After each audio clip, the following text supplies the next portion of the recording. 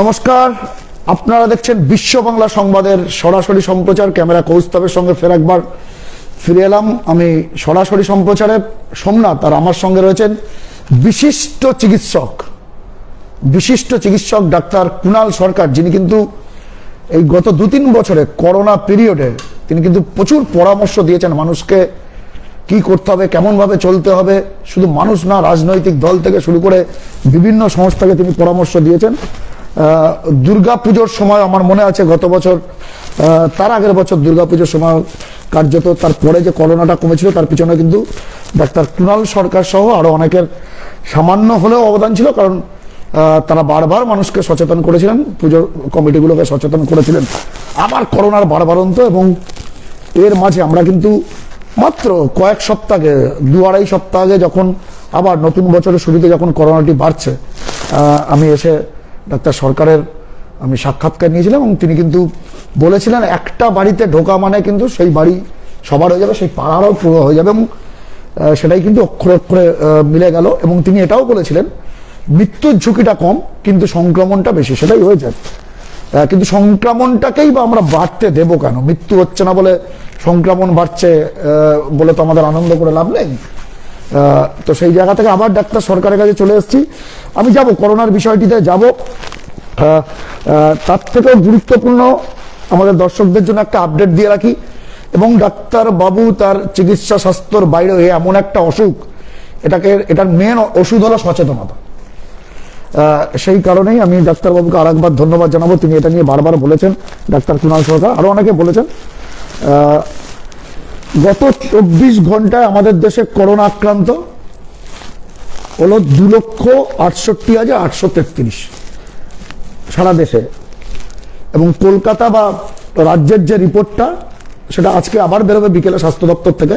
গতকালের যে রিপোর্ট, তাতে গোটা রাজ্য জুড়ে 22,645, তার মধ্যে 6,867 কলকাতা, সেটাই 22,645-এর মধ্যে ইনক্লুড হয়ে আছে। অর্থাৎ করোনার গ্রাফ কিন্তু ঊর্ধ্বমুখী, সঙ্গে ওমিক্রন ইত্যাদি। তার মধ্যে গঙ্গাসাগর মেলা শেষ হলো, মেলার পর কি যে হবে আরো কয়েকদিন অপেক্ষা করতে হবে, মেলার কি সাইড এফেক্ট পড়লো। এবং রাজ্যের 4 পুরসভার ভোট শেষ যেটা আপডেট আমরা পাচ্ছি বিভিন্ন সূত্র থেকে, সেটা কলকাতা হাইকোর্ট কিন্তু সিদ্ধান্ত জানাতে বলেছিল নির্বাচন কমিশনকে। সেই মতো রাজ্য সরকার নির্বাচন কমিশনকে বলেছে ভোট পিছিয়ে দিলে তাদের সায় আছে, এই মর্মে নির্বাচন কমিশনকে একটি চিঠি রাজ্য সরকারের পক্ষ থেকে দেওয়া হয়েছে বলে আমরা জানতে পেরেছি। এবং আজই সম্ভবত নির্বাচন কমিশনের পক্ষ থেকে হয়তো সপ্তাহ 2 বা সপ্তাহ 4 ভোটটা পিছিয়ে দিতে পারে, ডেটও ঘোষণা করে দিতে পারে। সেটা এখনো হয়নি, অন্তত আমাদের এই লাইভ চলাকালীন যদি তার মধ্যে হয় আমরা নিশ্চয়ই জানাবো। আমার সঙ্গে রয়েছেন ডাক্তার কুণাল সরকার, ফের একবার সরাসরি। ডাক্তারবাবু, কি বুঝছেন দেশের এই পরিস্থিতি, রাজ্যের এই পরিস্থিতি, শহরের এই পরিস্থিতি? সোমনাথ, তোমাকে এবং আমাদের বিশ্ব বাংলা সংবাদের সমস্ত দর্শক শ্রোতাদের আমাকে কথা বলার সুযোগ করে দেওয়ার জন্য আরেকবার ধন্যবাদ। দেখো, আমরা সবাই, আমি, তুমি, আমাদের প্রত্যেকজন দর্শক, প্রত্যেকজন শ্রোতা, কি অসম্ভব সমস্যার মধ্যে দিয়ে আমরা এই সময়টা কাটালাম, যখন সবে আমরা একটু মনে করছি যে হয়তো একটু এটা সেফটির দিকে আমরা এসেছি। এই 7-8 মাস কাটতে না কাটতেই আবার একটা অন্য উপদ্রব। তো অন্তত সেখানে শুরুতে সবাইকে একটা কথা বলি যে আমরা যেভাবে পরিস্থিতিটাকে বুঝছি, দেখছি, চারিদিকে দেখছি, তাতে মনে হয় প্রথমত যে এই যে একেবারে রক্তচক্ষু করে আমাদের দিকে সেই ডিসেম্বরের 20 তারিখের পর থেকে প্রায় ধেয়ে এসছিল, সেইখান থেকে কিন্তু পরিস্থিতিটা মনে হয় একটু মাথাটা তার ঠান্ডা হচ্ছে। এইবার ব্যাপার হলো, তুমি যে কথাগুলো বলছো অ্যাবসলিউটলি ট্রু, যে তোমরাও সংখ্যা দেখো, প্রত্যেকজন মানুষ দেখে, এবং প্রত্যেক সাধারণ মানুষের মতো আমরাও সংখ্যাগুলো দেখি। কিন্তু সবাইকে একটু জাস্ট অ্যালার্ট করব যে ওই সংখ্যাগুলো আমাদের চোখে রাখতে হবে, আমাদের দেখতে হবে, আমাদের বুঝতে হবে। কিন্তু ওই সংখ্যাগুলোর ইম্পর্টেন্স কিন্তু বর্তমানে বেশ খানিকটা কম। কেন কম? কারণ আমরা গত মাসখানেকের মধ্যে, সেটা আমরা মুম্বাইয়ের লোক হই, দিল্লির লোক হই, কলকাতার মানুষ হই, আমরা মোটামুটি এইটুকু বুঝতে পেরেছি যে এটা খানিকটা বেড়ালের মতো, অতটা বাঘের মতো না। এই একেবারে হুঙ্কার করে আমাকে ঘাড়ে কামড়াতে তেড়ে আসছে না, এটা ওই একটা অবাধ্য বেড়ালের মধ্যে এসে আমাকে আঁচড়াচ্ছে। আমার 3-4 দিন জ্বর, সর্দি, কাশি এইরকম হচ্ছে। আর এই যে চেঞ্জিং নেচার অফ আমরা কিসের জন্য টেস্ট করি? একটা অসুখের জন্য। কিসের ওষুধপত্র দিই? একটা অসুখের জন্য। অর্থাৎ এই ডিজিজ বা অসুখের যে ধরনটা, এটার মধ্যে একটা সামগ্রিক পরিবর্তন হয়েছে বলে প্রথমত আমাদের ন্যাশনাল লেভেল থেকে, স্টেট লেভেল থেকে লোককে বলছে একটু বুঝে শুনে সিলেক্টিভলি টেস্ট করতে। তার মানে অনেক মানুষ থাকবেন যাদের টেস্টিং হবে না, অনেকেই থাকবেন যারা হয়তো টেস্ট করবেন না, অনেকে আবার বাড়িতে টেস্ট করলে সেটা রিপোর্ট করবেন না। তার মানে আমরা যে সংখ্যাটা দিনের শেষে ক্যাপচার করব, that is only a part. সেটা কি প্রপোর্শনে আমরা এখনো জানি না। আমরা সেকেন্ড ওয়েভের পরে দেখেছিলাম যখন আমাদের সেরো সার্ভে টার্ভে হলো যে 30 জনের মধ্যে আমরা একজনকে ধরতে পারি। এখন হয়তো আবার যখন মাস 6 পরে বা ওয়েনেভার একটা সেরো সার্ভে হবে, আমরা হয়তো দেখব 300 জনের মধ্যে একজনকে ধরেছিলাম। কিন্তু মেন কথাটা হলো যে এই অমিক্রন ড্রিভেন, এখন সব অমিক্রন নয়, মেজরিটি, গ্রেট মেজরিটি, হয়তো 90%-এর উপরে হয়ে গেছে। অমিক্রনের লেভেলটা একটা সেই মিটিওর বা ধূমকেতুর মতো। আমি ডাক্তারবাবু একটা জিজ্ঞাসা করবো, এই যে করোনার যে স্বাস্থ্য দপ্তর থেকে কেন্দ্রীয় হোক বা রাজ্য সরকার হোক যে পরিসংখ্যানটা দিচ্ছেন, এর মধ্যে কি অমিক্রনটাও রয়েছে? সব রয়েছে। কারণ রিপোর্ট কিসের আসে? কোভিড ইনফেকশনের রিপোর্ট আসে। যেমনি আমরা কোভিড ইনফেকশন রেজিস্টার করলাম তেমনি আমাদের এটা চলে এলো। এবার আমাদের এই কোভিডের মধ্যে তুমি এ যাবৎ যেটা জেনেছি যে আমাদের আগের বার ডেল্টা হয়েছিল, ডেল্টা খানিকটা কমে গেছিল, এবার অমিক্রন আমাদের ওপর এবারে হামলা করার ফলে কি হলো, অমিক্রনটা এত তাড়াতাড়ি ছড়ায় যে এ খুব সহিষ্ণু লোক নয়, যে তোমারও পার্টি 5টা সিট পাক, আমারও পার্টি 5টা সিট পাক, ও সব ছাড়াছাড়ির মধ্যে নেই। ও যা করবে ও প্রায় টোটাল করে দিয়েছিল, একেবারে টোটাল টেক ওভার করে নেবে, সিম্পলি বিকজ যে দুজনে ও দৌড়ে কেউ ওর সঙ্গে পাল্লা দিয়ে ওঠে না, because transmission is so fast. So because of which এখন ধরে নাও তোমার 90%-এর উপরে অমিক্রন আছে। ডাক্তারদের অসুবিধে কি? যাদের রিপোর্ট এলো, রিপোর্টে কি লেখা থাকবে? কোভিড-2 পজিটিভ। আমরা কি দেখব? আমরা দেখব তার জ্বর, গলা ব্যথা, শ্বাসকষ্ট নেই, একটু কাশি আছে, এই আর বিশেষ করে স্মেল অ্যান্ড টেস্ট যায়নি। কারণ অমিক্রন ভাইরাসটা দুটো জিনিস পারে না, একটা হলো লাংসে ঢুকে পড়তে পারে না, আর একটা হচ্ছে আমাদের নাকের যে নার্ভ টিস্যুগুলো থাকে, নার্ভ টিস্যুর মধ্যে ঢুকে পড়তে পারে না, ঝুঁকি একটু কম পারে না। তো বিকজ অফ উইচ এই দুটো সিমটম থাকে না। তাহলে আমাদের সেই পুরনো ডাক্তারি বিদ্যেতে সেই সাইন্স দেখে খানিকটা আমাদের আন্দাজ করতে হয়। কারণ জিনোমিক টেস্টিং সে অনেক একটা লম্বা পদ্ধতির ব্যাপার, 10 দিন লাগে রিপোর্ট আসতে, 1000টার মধ্যে 2টো স্যাম্পল করে ওঠা যায়, 10,000 টাকা খরচা হয়, আর আমাদের এমন কিছু ল্যাব ট্যাব নেই। আর একটা স্পেশাল কিট আসার কথা ছিল, এখনো তো আমি খুব একটা খবর শুনছি না যে সেটাকে এসে পড়ে আমরা ব্যবহার করছি, সেটা হচ্ছে না। So in other words, omicron ডায়াগনোসিসটা খানিকটা আমাদের ক্লিনিক্যাল গ্রাউন্ডে করতে হবে। যাদের আমরা দেখব যে শুরুর থেকেই নাকের গন্ধ চলে গেছে, টেস্ট চলে গেছে, কাশিটা বেশি হচ্ছে, 2-3 দিনের ওপর হয়ে গেছে, জ্বর থেকে যাচ্ছে, সেখানে কিন্তু ডাক্তাররা সন্দেহ করতে বাধ্য যে এটা হয়তো সেই 5-10%-এর ডেল্টার মধ্যে একটা, তার চিকিৎসাটা একটু অন্যরকম হবে, তাকে আরো কিছু টেস্ট করাতে হবে, আর একটু সাবধান থাকতে হবে তার ক্ষেত্রে। সো যে কথাটা আমরা এই পর্যায়ে যেটা বলার সবাইকে, যে আমরা যদি ধরে নিন 5-6 দিনের আমরা যদি গতি প্রকৃতিটা দেখি সর্বভারতীয় ক্ষেত্রে, এবং কারণ সর্বভারতীয় ক্ষেত্রে অমিক্রনের যে জোয়ারটা এখন, it is driven by 3 cities, Delhi, Kolkata, Mumbai. আর কোথাও কিন্তু একটা বিরাট কিছু অমিক্রনের ধাক্কা এখনো দেখা যায়নি। হবে, সবাই এক্সপোজড হবে, আস্তে আস্তে আসবে। তো 4টে দিকেই কিন্তু আমরা দেখছি যে যেন জিনিসটা একটু স্থিতিশীল। আমরা এইভাবে উঠছিলাম, এখন আমরা একটা প্ল্যাটোতে গেছি। এখন আমাদের প্রত্যেককে একটু নিজেদের একটু সাবধানতা, যাতে আমরা কোনো রকম একটা গাজোয়ারি বা কেয়ারলেসনেস, গাফিলতি না করে আমরা এইখান থেকে কি না নামতে চাই, আমরা এইখান থেকে আবার এটাকে ধাক্কা দিয়ে উপরের দিকে তুলতে চাই না। That should not happen. ডাক্তারবাবু, এই যে ওমিক্রন বলছিলেন, আপনি বলছিলেন, আবার শোনা যাচ্ছে বিভিন্ন সময় বিভিন্ন বিষয়গুলো শোনা যায়, তার ডাক্তারি বা চিকিৎসক স্বাস্থ্যের বিষয়গুলো খুব জটিল হয়। আবার ডেল্টাটা অনেক বেশি ভয়ঙ্কর ছিল, যেটাকে আমরা সেকেন্ড ওয়েভ বলছি, এটাকে যদি থার্ড ওয়েভ ধরে নিই, এটা অনেক বেশি সংক্রমিত কিন্তু অতটা বেশি ঝুঁকিপূর্ণ নয়, ঠিক। মানে লাইফ থ্রেটের ক্ষেত্রে।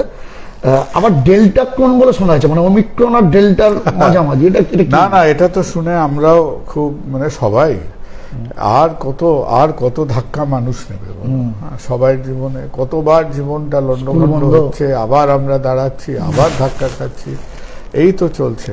তো ডেল্টা ক্রনের ব্যাপারটা আস্তে আস্তে আমরাও বেশ খানিকটা একটু নড়ে চড়ে বসছিলাম। তো তারপরে যখন দেখলাম, তো ডেল্টা ক্রনটা ক্রিস্টিয়াকিস বলে সাইপ্রাসের এক বৈজ্ঞানিক সেটা রিপোর্ট করেছিলেন। তো তারপরে উনি যে স্টাডি স্যাম্পল সব দিয়েছেন, সংক্ষেপে বলতে গেলে সেটা আরো পৃথিবীর অন্যান্য ল্যাবরেটরিতে, তারা বিশেষত লন্ডনে ইম্পিরিয়াল কলেজে প্রফেসর পিকক বলে একজন এটাকে নিয়ে খুব ডিটেলে স্টাডি করে উনি বলছেন যে যখন আমরা জেনেটিক এইসব কোডিং টোডিং গুলো করি, তখন কি হয়, খুব সহজে এটার মধ্যে কন্টামিনেশন হয়। উনি বলছেন যে যে ল্যাব এটাকে করেছিল, তাতে কি হয়েছে, তার কাছে কিছু ডেল্টা স্যাম্পল ছিল, তার কাছে কিছু অমিক্রন স্যাম্পল ছিল, এবং এই ডেল্টা এবং অমিক্রনের ল্যাব লেভেলে কন্টামিনেশন, এটা ন্যাচারাল মিক্সচার নয়, এটা হচ্ছে অনিচ্ছাকৃতভাবে ল্যাব লেভেলে কন্টামিনেশন হয়েছে। কিন্তু আমরা তো ঘর পোড়া গরু, আমাদের সাবধানে থাকতে হবে।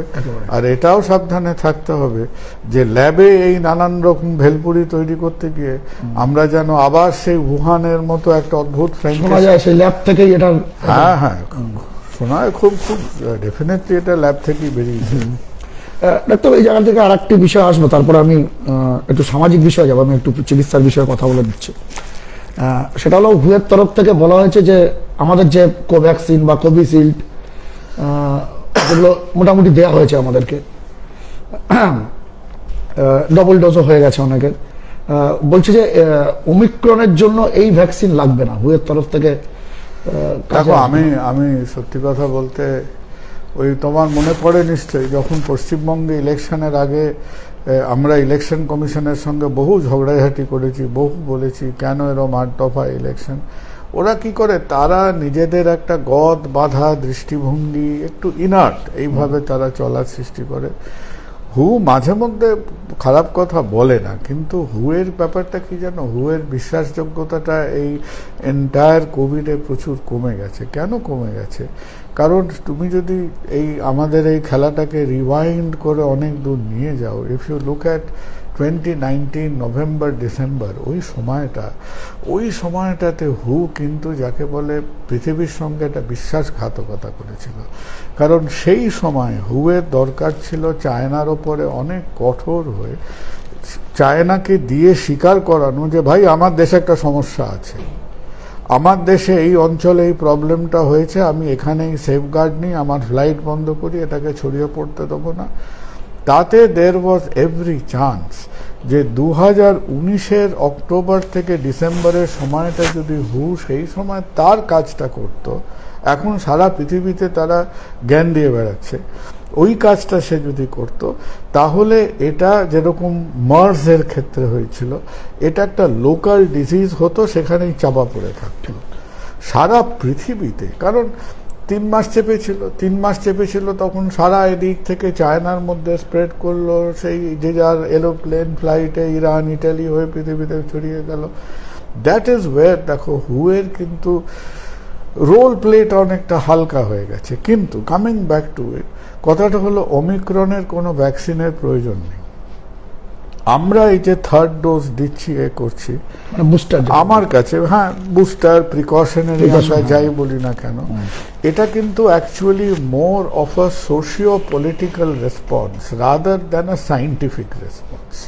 কারণ কেউ কোথাও বলে দেয়নি এই যে নতুন ভেরিয়েন্টটা এলো, আমি কি করতে চাই, আমি ইনফেকশন হতে দিতে চাই না, আমি খুব খারাপভাবে অসুস্থ হতে চাই না।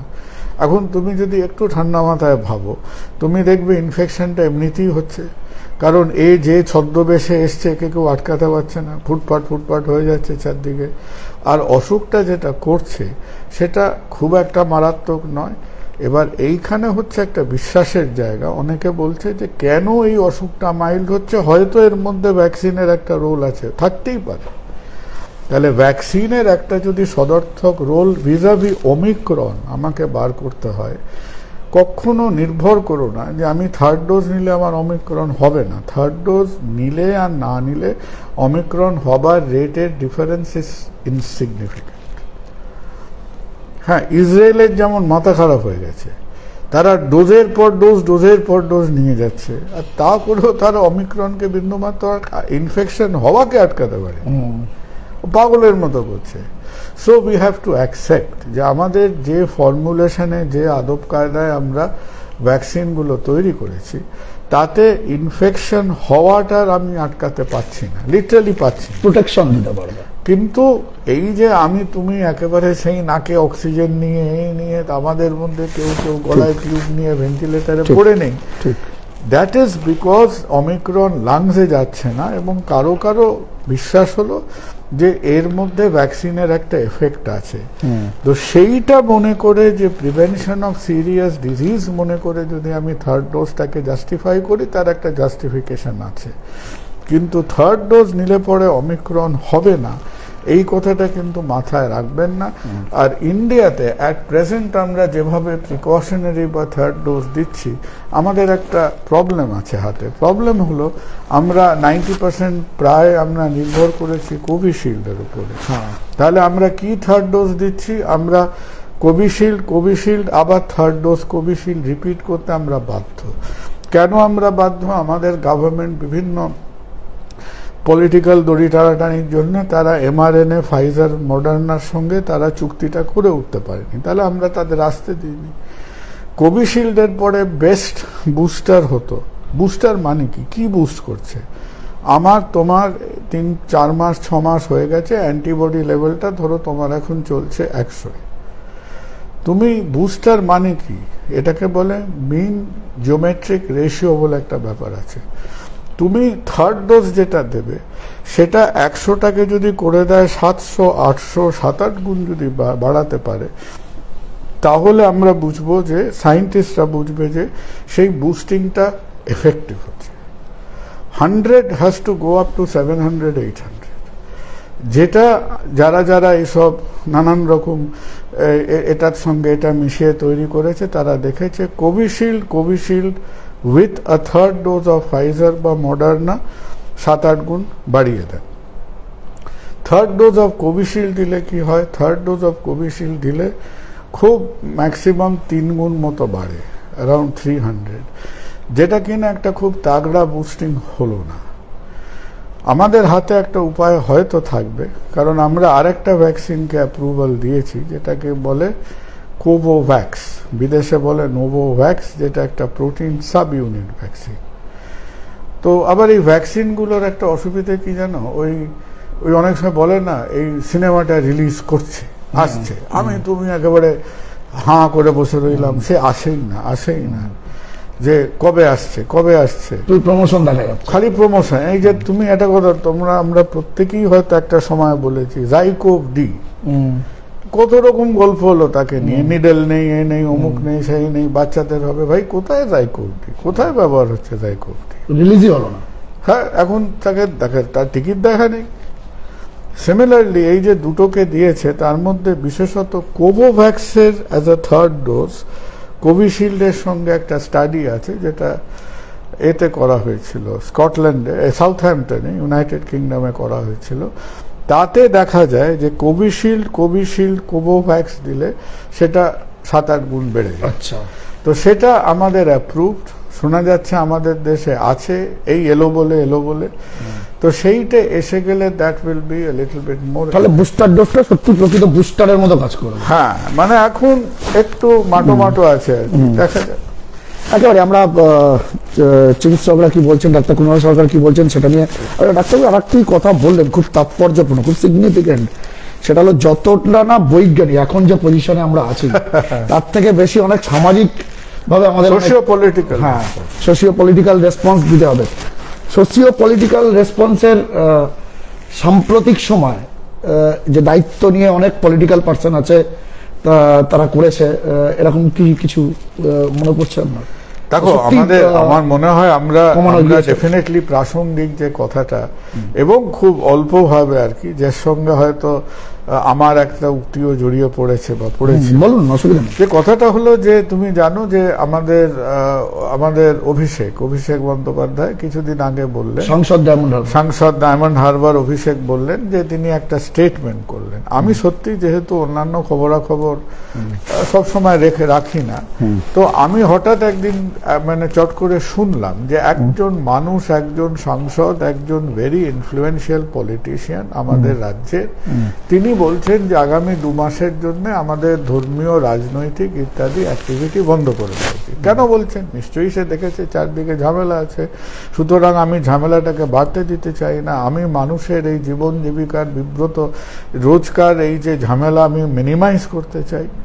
সুতরাং আমি without any hesitation and regret, তখনও নয় এখনো নয়, আমি হোল হার্টেডলি সেই অ্যাপ্রোচটাকে সমর্থন করেছি। তো করেছিলেন? হ্যাঁ, উইদাউট এ ডাউট, এখনো করছি।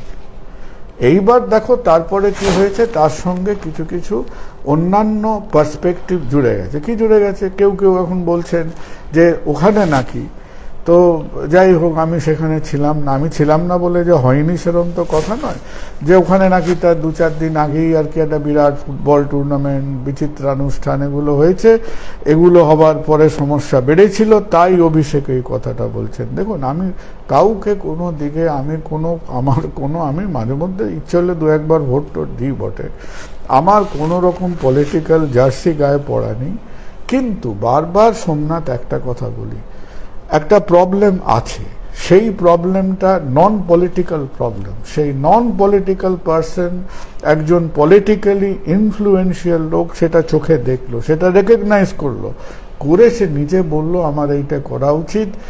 আজকের দিনে যারা দেখিয়ে দিল, এই জনস্বাস্থ্য বা পাবলিক হেলথ নিয়ে আমরা কাজ করি, প্রথম এই পাওনাটা কিন্তু একটা বিরাট পাওনা।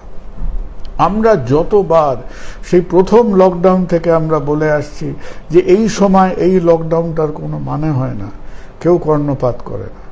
এই পশ্চিমবঙ্গের ইলেকশনের আগে, দ্বিতীয় ওয়েভের আগে, হ্যাঁ, আমাদের বিচারপতি থেকে সাধারণ মানুষ চিৎকার করে গলা ফাটিয়ে দিয়েছে যে পশ্চিমবঙ্গে এর আগে এই 8 দফা ইলেকশন করার মানে হয় না, কেউ কানে কথা নেয় না।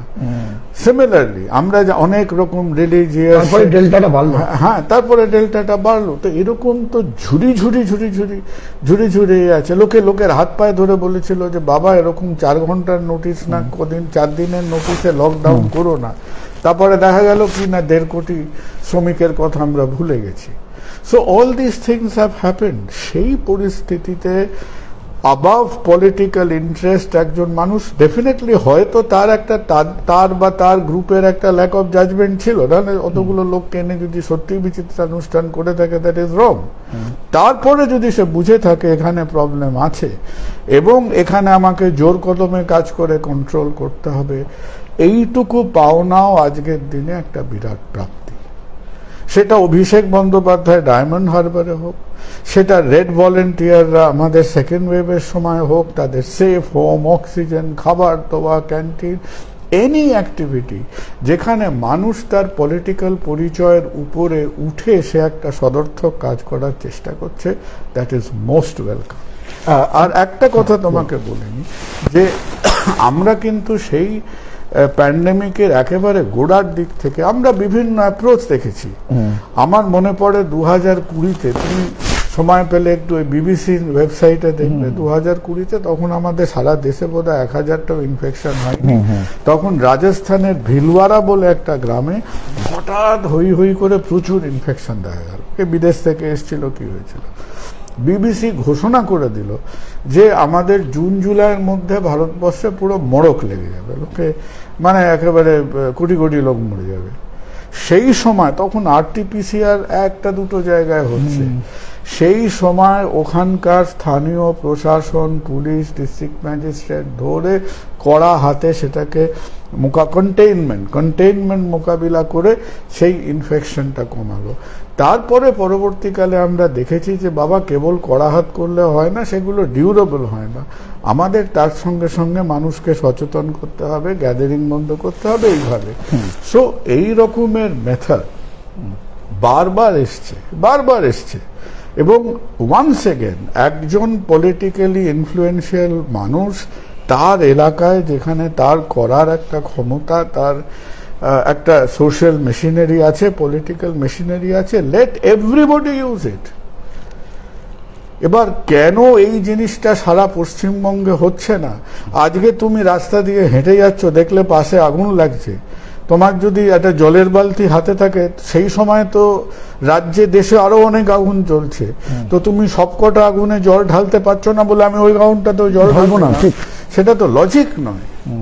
সো পলিটিক্যাল বিরোধিতা থাকবেই, যার জন্যই তো এতগুলো পলিটিক্যাল পার্টি আছে।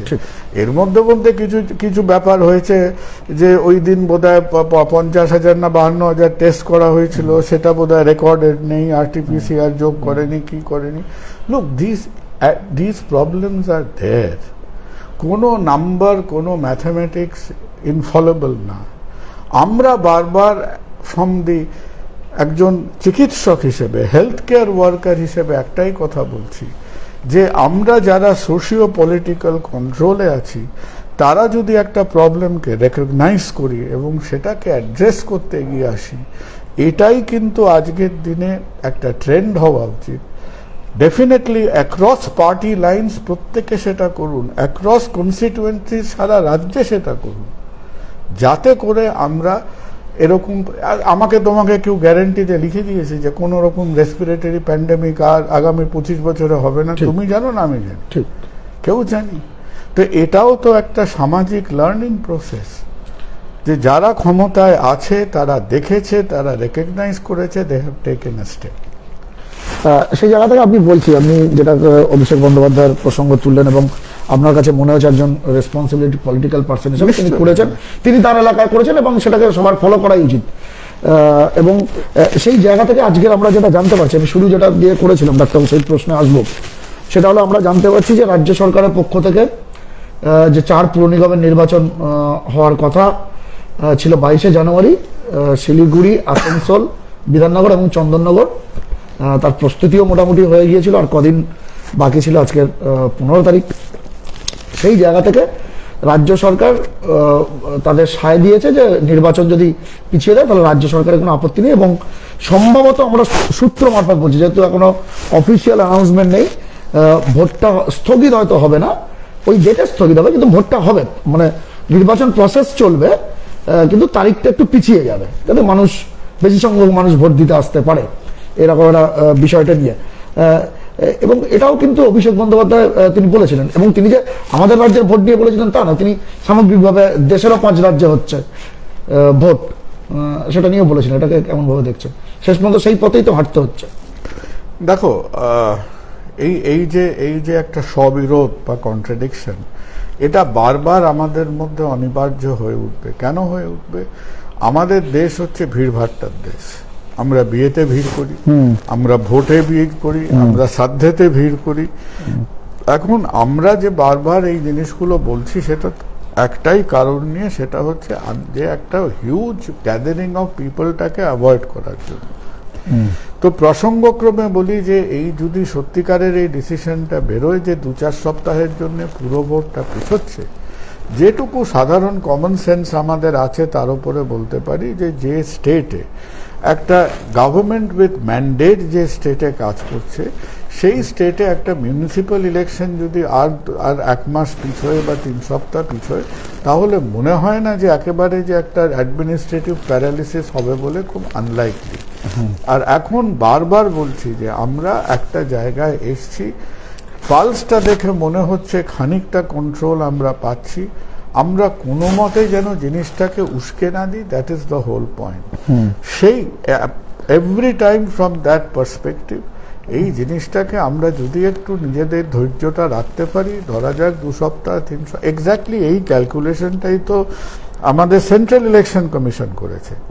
এই যে ফেব্রুয়ারির 10 তারিখ থেকে তারা ভোটটা অ্যানাউন্স করেছে, কেন করেছে? তাদের ক্যালকুলেশন একই ছিল, কারণ ভারতবর্ষের থার্ড ওয়েভ নিয়ে যা মডেলিং হয়েছে, প্রত্যেকটা মডেলিং বলেছে যে লাস্ট উইক অফ জানুয়ারিতে জিনিসটা খানিকটা নিচের দিকে নামবে, তারা সেই দিকটাতে তারা ঝুঁকিটা নিয়েছে। আর সেন্ট্রাল ইলেকশন কমিশন যেদিন বললেন, সত্যি কথা বলতে with all due respect to them, তারা একটা প্যান্ডেমিকের একটা ভূমিকা করে তারপর ডেটগুলো বলেছিলেন, এবং সে একটা ভুলে ভরা ভূমিকা, বলে না যে প্যান্ডেমিক সম্বন্ধে একটা কথা বলি যে you are a very responsible news channel, তোমাদের বহু লোক দেখেন, যে আমাদের মতো একটা দেশে আমাদের তো কিছু শিক্ষা দীক্ষা আছে, কিছু সমাজ সচেতনতা আছে। আমাদের এই শিক্ষিত ভারতবর্ষে আমাদের অমুক রাজ্যে তমুক শহরে একটা ইলেকশন হতে পারে কিনা, এটা তো ইলেকশন কমিশনকে আমার মনে হয় প্যান্ডেমিকের সময় পারমিশন দেবেন হেলথ অথরিটিস। তাদের গ্রিন সিগন্যাল পেলে ইলেকশন কমিশন সেটা করবে। এটা তো প্রাইমারিলি একটা হেলথ ডিসিশন, এটা তো প্রাইমারিলি কনস্টিটিউশনাল ডিসিশন নয়। ঠিক।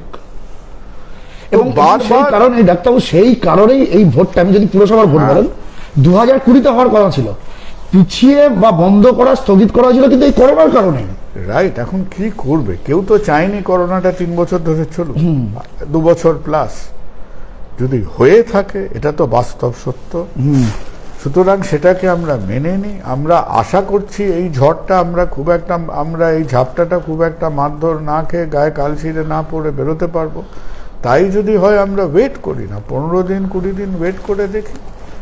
ঠিক, একেবারেই ডাক্তার কুণাল সরকার যেটি বোঝাবার চেষ্টা করলেন, তিনিও বলেছিলেন, এবং আপনি বলেছিলেন যে 48 ঘন্টা কেন, ইমিডিয়েটলি ব্যবস্থা নেওয়া উচিত। একটু ভোট পিছিয়ে গেলে কি মহাভারত শুদ্ধ হয়ে যাবে? ভোট তো সেই 20 থেকে 2 বছর পিছিয়েই গেল, এবং সেই করোনা কারণের জন্যই পিছিয়ে গেল।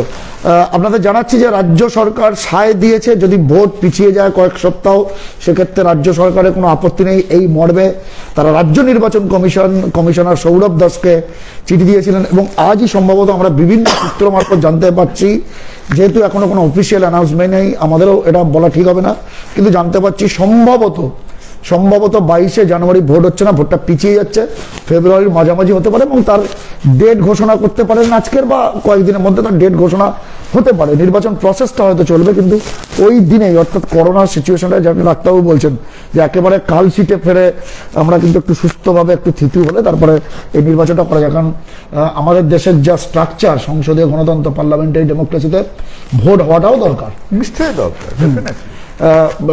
মেলা হয়ে গেল, একটা মেলা হয়ে গেল, অনেক প্রিকশন নিয়েও মেলা হয়ে গেল। আমরা দেখলাম যে অসুস্থ হয়ে পড়েছেন অনেকে। এই বিষয়টা দেখো, প্রিকশনের ব্যাপারটা খুব একটা কাজ করেনি। হ্যাঁ, যেটা হয়েছে সেটা হচ্ছে তারা বোধহয় রওনা হওয়ার আগে অনেকেই তাদের ওই RT-PCR করা, তাদের চেক করা, র্যাপিড অ্যান্টিজেন করা, ভ্যাকসিন দিতে অনেক চেষ্টা করেছেন। তো সেটা করতে গিয়ে বোধহয় 2-10টা লোক ত্রিশূলের খোঁচাও খেয়েছে, অনেকে অসুস্থ হয়েছে, মানে অনেকে ইনজিওর্ডও হয়েছে, হয়তো বিরাট বেশি নয়। কিন্তু নিজেদের আমাদের কি বলবো, হিপোক্রেসি করে লাভ নেই। চেষ্টা হয়তো হয়েছে, কিন্তু অত লক্ষ মানুষকে এক জায়গায় নিয়ে গিয়ে সেখানে একটা সেই প্যান্ডেমিক অ্যাপ্রোপ্রিয়েট সম্ভব নয়, কোনো মতেই সম্ভব নয়। এখন দেখো, আমার মনে আছে আমি একদিন কোনো একটা সাক্ষাৎকার বা এটাতে অত্যন্ত কড়া ভাষায় মেলাটা সম্বন্ধে বললাম। এখনো আমাদের অবস্থান হয়তো অত্যন্ত র্যাডিক্যাল সেটা নিয়ে। তার কিছুক্ষণ পরে ওই সাগর অঞ্চলের থেকে একজন পেশেন্ট এলেন আমাদের বলতে, এবং তাদের যখন মুখ থেকে আমরা শুনলাম যে তাদের রোজকার জীবন জীবিকা এটসেট্রা কতটা ওই অ্যাক্টিভিটির ওপর নির্ভর করে, তখন নিজেদের মনেই দ্বিধা হচ্ছিল যে আমরা যে এরকম গলা শীত ভুলিয়ে চেল্লাচ্ছি, এই লোকগুলোর কি হবে। বাট দেখো, জীবনটা তো নিষ্ঠুর। আজকে আমরা কয়েক হাজার মানুষের জন্য কি 10 কোটি লোককে কম্প্রোমাইজ করছি কি করছি না, সেটাই হচ্ছে প্রতি মুহূর্তে কনসিডারেশন। এগুলো আছে, এই সমস্ত সেলফ কনফ্লিক্টিং ট্রুথসগুলো আমাদের মধ্যে আছে। তবে let us accept one point, যেভাবে বলা হয়েছিল, চেষ্টা করেছে পুলিশ, প্রচুর পরিশ্রম করেছে, স্থানীয় প্রশাসনও করেছে, সম্ভব নয়। সেকেন্ড কথাটা হলো যে কতটা এটা আমাদের ইম্প্যাক্ট করবে। কলকাতার মধ্যে দিয়ে প্রচুর যাতায়াত হয়েছে, এখন ধরে নাও কলকাতার মধ্যে দিয়ে যদি কয়েক লক্ষ লোক একটা সার্কিট দিয়ে গিয়ে ঢুকে বেরিয়ে থাকে, আমার ধারণা যে কলকাতার ওপর একটা খুব ড্রামাটিক ইম্প্যাক্ট আসবে না। কেন আসবে না? কারণ কলকাতার রেট অলরেডি একটা ম্যাক্সিমাম আছে। হ্যাঁ, একটা আগুন 5 তলা বাড়িতে যদি 4.5 তলায় অলরেডি উত্তাপটা উঠে থাকে, আর তুমি কত গ্রো করবে? তোমার headroom for growth is minimum. কিন্তু নজর রাখতে হবে সেই দক্ষিণ 24 পরগনার দিকে, সেই হাওড়া বা যেখান দিয়ে লোকজন যাতায়াত করছিল, এবং এরা ফিরে গিয়ে যেখানে যাবে, যে সেই সব অঞ্চলে কিরকম করে ছড়াচ্ছে। আর হয়তো আমার মনে হয় যে কিছুটা ফরগিভিং কি কারণে হবে, এটা যদি ডেল্টার সময় হতো ছারখার হয়ে যেত, কিন্তু ডেল্টার সময় হলে মৃত্যু মিছিল লেগে যেত। এখন coming back to the point, যে যেহেতু এটা আঁচড়াচ্ছে কিন্তু কামড়াচ্ছে না, যে হয়তো সেই দিক থেকে যে একেবারে চাক্ষুষভাবে প্রকটভাবে যে একটা চারিদিকটা আবার বেসামাল হয়ে পড়লো, হয়তো মানে সংখ্যাধিক্য হবে আর কি। হ্যাঁ, লিটল বিট অফ লাক, আমরা হয়তো সেটা দেখবো না। আমি একদম শেষ করার আগে যে শিরোনামে আমাদের অনুষ্ঠান ডাক্তারবাবু অনেক বলেছিলেন গত কয়েকদিন ধরে, এই ভোট বা মেলার তো শেষ হয়ে গেছে, ভোট সেটার একটা সিদ্ধান্ত হতে চলেছে। এখন আমরা বারবার বলছি অফিসিয়াল অ্যানাউন্সমেন্ট নেই। যদি এরকম হবে তাহলে সেই ভূমিকাটাকে নির্বাচন কমিশন বা রাজ্য সরকার সেই ভূমিকাটাকে আপনি কিভাবে দেখবেন? দেখো, আমার মনে হয় আমাদের সবসময় সাবধানী হতে হবে। বেপরোয়া অ্যাটিটিউড জনস্বাস্থ্য নিয়ে ঠিক নয়। আমরা অনেক কিছু জেনেছি, অনেক কিছু জানি, আমাদের প্রতি আমরা যে একজন সাধারণ মানুষকে বলি, হ্যাঁ, আমরা তো একেবারে সবাইকে তালাচাবি দিয়ে লকডাউন করে দিচ্ছি না। তাহলে আমরা সাধারণ একটা চাকুরিজীবী লোককে কি বলি, ভাই যেটুকু এসেনশিয়াল সেইটুকু করো, যেগুলো নন এসেনশিয়াল অ্যাক্টিভিটি এখন তুলে রাখো, কারণ প্রতিটা পদেই আমাদের একটা এক্সপোজারের রিস্ক আছে, আমরা ঝামেলাটা বাড়াতে চাই না। তাহলে যে জিনিসটা আমি একটা সাধারণ মধ্যবিত্ত মানুষকে বলবো, সেই প্রিন্সিপালটাই আমি প্রত্যেকটা সরকার, আমাদের সরকার, প্রশাসন, কনস্টিটিউশনাল বডি, ইলেকশন কমিশনকেও বলবো, যে জিনিসটা আমাদের না করলেই নয়, যতক্ষণ না আমরা অ্যাবসলিউটলি শিওর হচ্ছি যে we are on the declining phase of the curve, ততক্ষণ আমরা একটু রয়েস হয়ে আটোসাটো হয়ে থাকি। Let us be on the declining phase. তারপর যে জিনিসগুলো যে ইম্পর্টেন্সে আপনাদের করার হয় করবেন, নিশ্চয়ই করবেন। আর তার চাইতেও বেশি ইম্পর্টেন্ট লাস্টে একটা বলবো, যে যেদিন প্রথম ইন্ডিকেশন পাবেন যে we R definitely coming down the curve, সেই দিন ভাববেন যে কত তাড়াতাড়ি স্কুল কলেজগুলো খোলা যায়। far more important than election. অনেকে আমাদের সেই প্রশ্নটা করছেন, ডাক্তারবাবু কমেন্টসে সেই প্রশ্নটা করছেন, যে বছর মানুষের হয়তো অক্সিজেন লাগেনি, কিন্তু সাধারণ ছেলেমেয়েরা, শহরের বাইরে ছেলেমেয়েরা, স্কুল কলেজের ছেলেমেয়েরা, শিক্ষা ব্যবস্থার শিরদাঁড়াটা চুরমার হয়ে গেছে। তো আমার কাছে ঠিক আছে, ইলেকশনের ইম্পর্টেন্স অনেকের কাছে আছে, আমি বুঝি না বলে সেটা ইম্পর্টেন্ট নয়, সেটা কথা নয়। কিন্তু একটা অ্যাক্টিভিটি যদি আমাকে, যেদিন আমাদের কাছে একটা অকাঠ্য প্রমাণ থাকবে যে উই আর কামিং ডাউন, চেষ্টা করবেন তার একদিনের মধ্যে পলিসি ফর্মুলেট করতে, টু রিভাইভ এডুকেশন। এবং রাজ্য সরকারের পক্ষ থেকে স্কুল খোলার একটা উদ্যোগ নেওয়া হয়েছিল, প্রায় খুলে গেছিল। উঁচু ক্লাসের ছেলেমেয়েরা তো যাওয়া শুরুও করেছিল, কিন্তু সেটা এক্ষেত্রে হয়তো কিছু করা নেই, আবার নিশ্চয়ই করবেন। কিন্তু ডাক্তারবাবু এটা তার সাজেশন বা প্রস্তাব দিয়ে রাখলেন একজন সমাজের একজন বিশিষ্ট নাগরিক হিসাবে। আমি যেটা নিয়ে শেষ করব বলেছিলাম সেটা আমি বলে দিলাম। আর যে মডেলটার খুব প্রশংসা করেছিলেন আপনি, সেটা আমাদের রাজ্যে, আমি দেশ বিদেশের ভাবার জন্য তো আরো মানুষ রয়েছেন, আপনার মতো আরো চিকিৎসক রয়েছেন বিভিন্ন স্টেটের, নিশ্চয়ই আপনি একজন দেশেরও নাগরিক। আমি আমার রাজ্যটা নিয়েই বলছি, যে মডেলটাকে কিভাবে আর কি ব্যাখ্যা করবেন, বা আরো যাতে ব্যাপকভাবে ছড়িয়ে পড়ে, কি বলবেন আর কি? দেখো, যেটাকে আমরা ডায়মন্ড হারবার মডেল বা ডায়মন্ড মডেল চারিদিকে বলা হচ্ছে, এই ব্যাপারটার মধ্যে ইম্পর্টেন্ট কি, এখানে টেস্টিং বেশি করে, যারা আমাদের নজরদারি করছেন আরো কড়া নজরদারি করে, আমি টেস্টিংটা বাড়াচ্ছি, লোককে জমায়েত হতে দিচ্ছি না, তাড়াতাড়ি করে যাদের জ্বর আছে, পজিটিভ আছে, তাদের আমি সেপারেট করছি। তো এই করে আমি তুমি কি করতে পারলাম, আমি একটা হাই ইনফেকশন রেটকে খানিকটা কমাতে পারলাম। এবং আবার সেই ধরো সেই রাজনৈতিক কোলাহলে গিয়ে লাভ নেই। সত্যি কি আমি 25%কে 2% করেছি না 2.5% করেছি না, রিডাকশন ইন ইনফেকশন। আমি যদি সাময়িকভাবে রিডাকশন ইন ইনফেকশন করি, তাহলে অবভিয়াসলি সেইখান থেকে সে যে আবার লাফিয়ে আউট অফ কন্ট্রোল হয়ে যাবে, তার সম্ভাবনাটা কম। তার সঙ্গে সঙ্গে এই মডেলটার সঙ্গে সঙ্গে আমাদের মনে রাখতে হবে, কি মনে রাখতে হবে, এই মানুষকে কন্ট্রোল বা কন্টেইনমেন্ট মডেলগুলো টাইম বাউন্ড একটা এফেক্ট থাকে, কিন্তু পরবর্তীকালে এটাকে সাস্টেইন করা বিকামস ডিফিকাল্ট। তো আমরা করলাম ফর আ পিরিয়ড অফ ধরো 2 সপ্তাহ 3 সপ্তাহ তুমি এটাকে করে তার সঙ্গে সঙ্গে এর একটা ফলো আপ প্ল্যান থাকতে হয়, যে আমি কিভাবে এটাকে ফলো আপ করতে পারবো। এবং এই ক্ষেত্রে আমার মনে হয় আমাদের অনেক বেশি ব্যবহার করতে হবে কাদের জানো, আমাদের অনেক বেশি ব্যবহার করতে হবে স্বাস্থ্যকর্মীদের। কেবল ডাক্তারদের উপর নির্ভর করে চলবে না, স্বাস্থ্যকর্মী, মোবাইল বেসড টেলিমেডিসিন সার্ভিস, যাতে করে যাদের তাড়াতাড়ি একটু জ্বর হলো, গলা ব্যথা হলো, আমরা সবাই জেনে গেছি এখন, যাতে করে আমরা সিমটোম্যাটিক স্ক্রিনিং অ্যান্ড সেপারেশন করতে পারি। কারণ প্রয়োজনে নিশ্চয়ই একটা ক্লাস্টারের হয়েছে, আমি 2-4 জনের র্যাপিড অ্যান্টিজেন করে জেনে গেলাম যে হ্যাঁ এরা পজিটিভ, এই পজিটিভ হলে এর চারিদিকে 12 জন যে সেও পজিটিভ হবে, তাহলে তাদের আমি একটু সেপারেট করি। কারণ আগের বার আমরা বলতাম দ্য ফিয়ার ওয়াজ ডেথ, এবার আমাদের ভয়টা কি, আমাদের ভয় হচ্ছে আরে হাসপাতাল বন্ধ হয়ে যাচ্ছে, অফিস বন্ধ হয়ে যাচ্ছে, কারখানা বন্ধ হয়ে যাচ্ছে, লোকে কাজ করতে পারছে না, একই সাথে এক ঝুড়ি লোকের জ্বর হওয়াটা অসুবিধে। সো ওয়ান্স এগেন এই ডায়মন্ড হারবার মডেল বা ডায়মন্ড মডেলের মধ্যে দিয়ে it is a model of strict containment in an area. এফেক্টিভনেসের একটা টাইম স্কেল থাকে, শর্ট টার্মে এটা এফেক্টিভ হয়।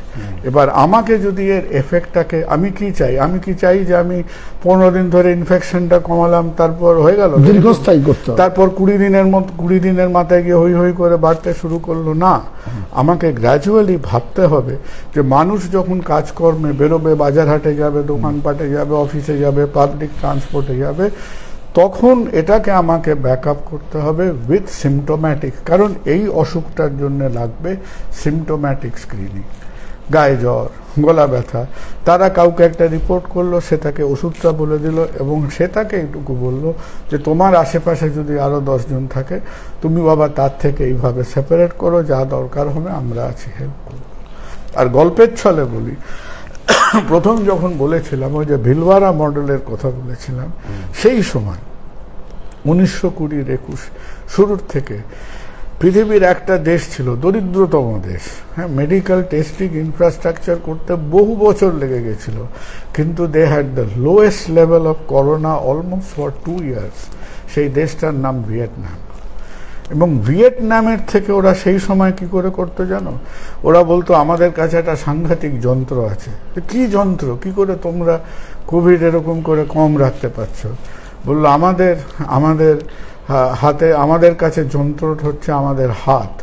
আমরা গিয়ে লোকের কপালে খালি একটা করে হাত রাখি এবং দেখি কার গায়ে জ্বর আছে বা নেই। So just by fever detection, হ্যাঁ, ওদের দেশে প্রায় ফার্স্ট ওয়েভটা হয়নি, পরবর্তীকালে এসছে, but not in that form. কারণ ওরা সোশ্যাল লেভেলে, ওরা আমাদের মতো অত ভারতবর্ষের কাছাকাছি কেউ কোনোদিন RT-PCR করতেই পারেনি।